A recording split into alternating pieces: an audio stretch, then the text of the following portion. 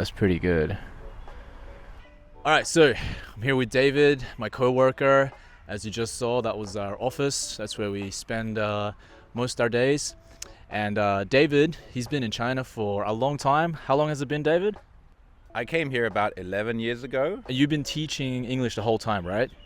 Yeah. And you've taught, you told me you've taught at a university. Yeah. You've taught at a training center. Yeah. You've taught at, was it a high school? I've taught at several high schools. You taught at several high schools. Training centers. I've done all sorts of random jobs here and there. I've done private tutoring. So the question is, in your opinion, which one is the best? For someone who's going to come to China and teach English, what do you think is the best place to work at? So I started off in a training center, which a lot of foreigners start off in. You get the job offer. They require you to have like a degree or something like that. Not very much. You don't really need teaching experience sometimes. Just a TEFL certificate. And the salaries are pretty appealing, pretty good. But here's something that they don't really tell you is that you don't get any holidays at all. Like maybe you will get the national holidays and that's it. So you are going to be worked to death. You will never get a break. You won't get to travel around and see the world with all that money. You'll just be a slave. So that's not a very good option, although the salary is good.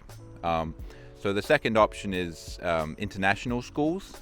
Yeah, a lot of people will work for the international schools here.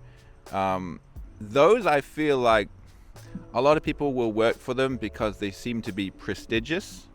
Like they always have great names. King's College, Wickham Abbey, they sound great.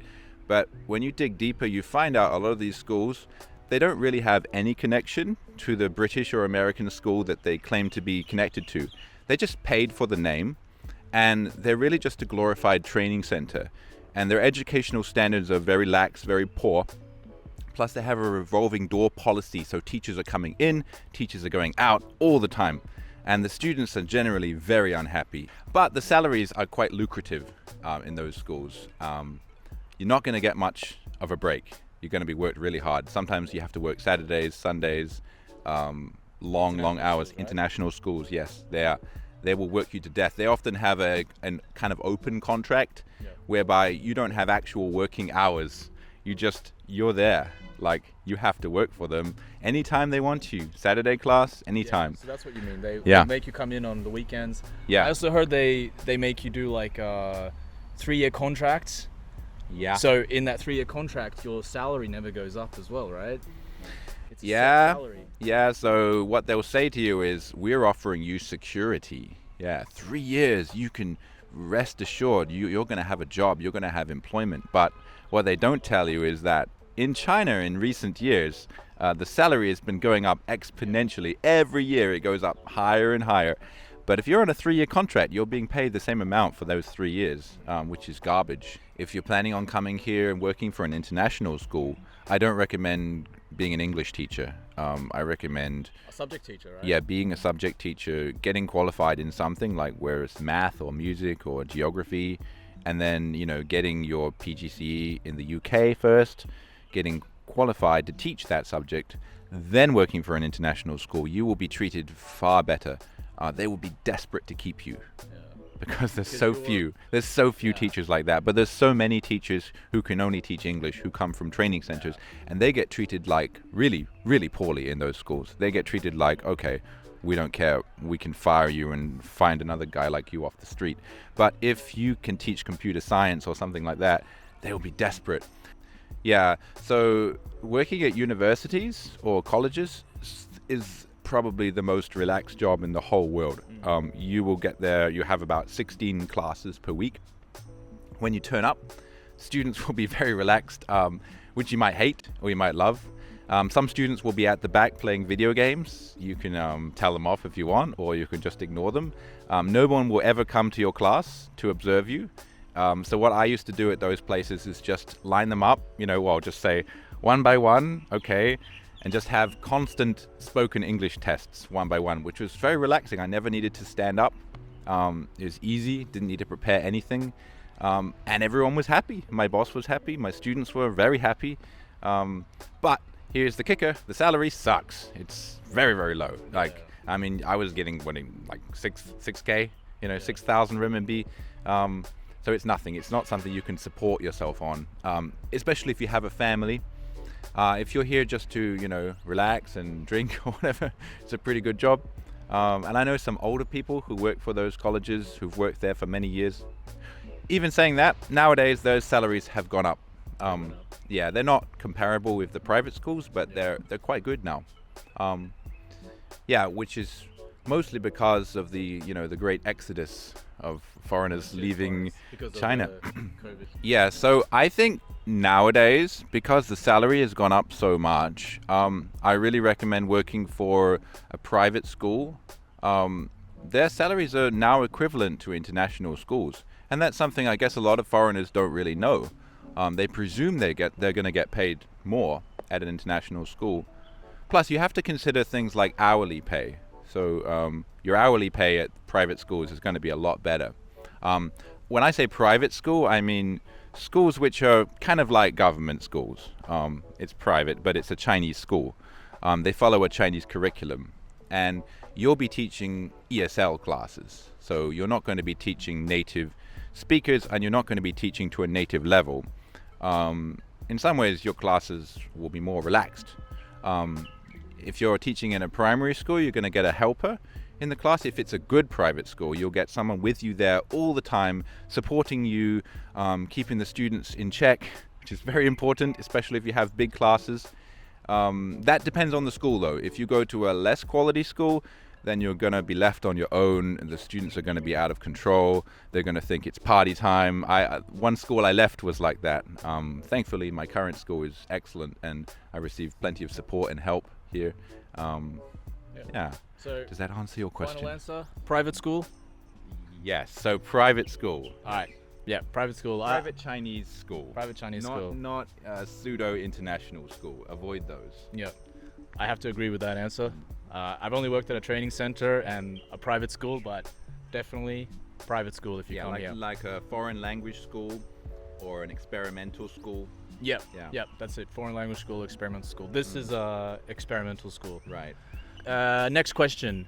For someone coming to China, what can they expect as a salary? Just give us like a range. Good salary nowadays is going to be 30k, so 30,000 renminbi per month. If you're getting less than that, then you're getting less than you could be getting. That should be your expected norm. I would say from next year onwards. If you're getting less than that, you're being underpaid. That is if you're a native English speaker. If your native tongue is not English, you can't expect the same salary unless you're offering something more special like IB, like if you're IB qualified, or if you've worked in the UK, then I think you can expect a pretty high salary. All right, cool. All right, so to summarize, 30k should be like a base range. I think so, yeah.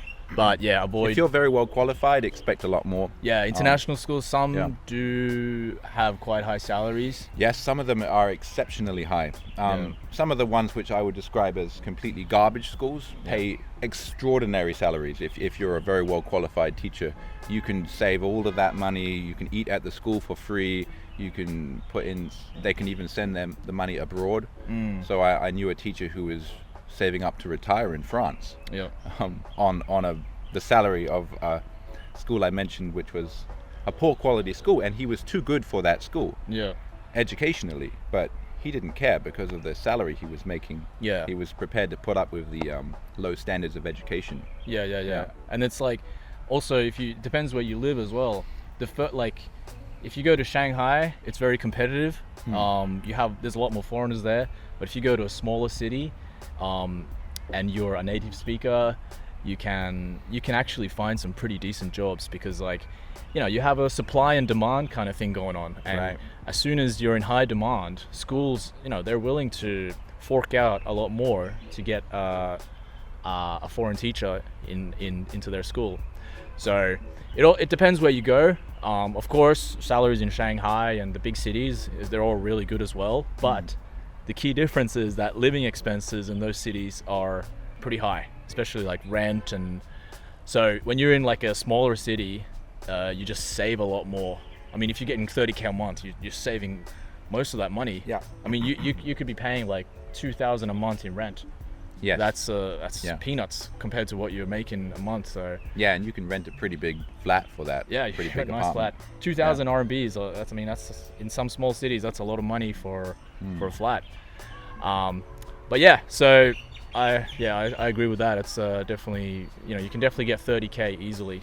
What kind of person, for someone looking to come to China and teach English or teach another subject, what kind of person do you think would be suitable to come to China, teach and live here? What kind of person would thrive in this environment? Yeah, so if you're talking about just the work situation, if you come here expecting very high educational standards, you're going to be disappointed. It's sad to say that, but like I said, most of the international schools, they're a joke educationally. They even falsify grades in many schools. A lot of it is a scam and a con. From that perspective, it's all about money making. But in terms of like life in China, I think if you come here with an open mind, if you're willing to learn the language, eat Chinese food, make friends with Chinese people, adapt to the culture, change the way you think about things, I think you're going to have a great time. And Chinese people will love you. You will be very, very popular. If you smile, if you're nice to people, people are so willing to help you. If you speak a little bit of Chinese and you're friendly, you're going to have people help you all the time. If you come with a bad attitude, of course, you're going to have a miserable time, just like in every country of the world. As we've talked about, don't recommend the international schools if you want to get the proper experience. Work at a private school, Chinese school. You can speak Chinese during your day, practice at work with your colleagues, even in your class. You can practice your Chinese. You're going to have a great time. You're going to find that life is enjoyable and you're feeling like you're experiencing a new culture. But if you go to an international school, you're in a little bubble. So avoid that bubble. Yeah. Live in the real China. Yeah, that's my advice. Thanks, David. I hope that helped you guys, gave you some valuable information. I'll see you in the next video. All right, bye-bye.